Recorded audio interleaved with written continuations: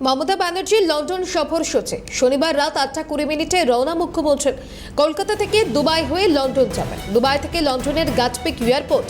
23 March লন্ডনে পৌঁছবেন Mamata Bandyopadhyay. Mamata Bandyopadhyay London সফর সূচি শনিবার রাত 8:20 রওনা মুখ্যমন্ত্রীর। কলকাতা থেকে দুবাই হয়ে লন্ডনে যাবেন।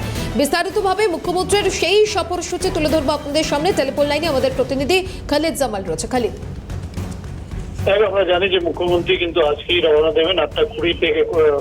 কলকাতা থেকে কানেক্টিং ফ্লাইট রয়েছে, সেটা দুবাই যাবেন তিনি।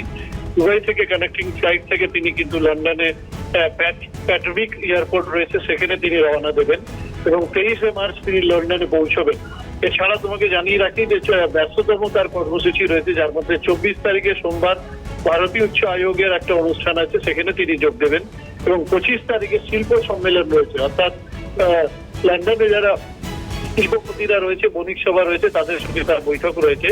একইভাবে 26 মার্চ সরকারি স্তরে বাণিজ্য বৈঠক রয়েছে, সেখানে তিনি যোগদান করবেন।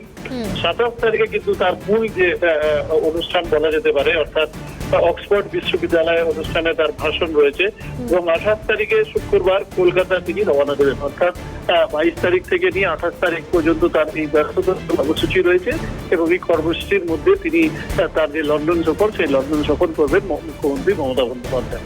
বেশ, ধন্যবাদ জানাবো খালিদ।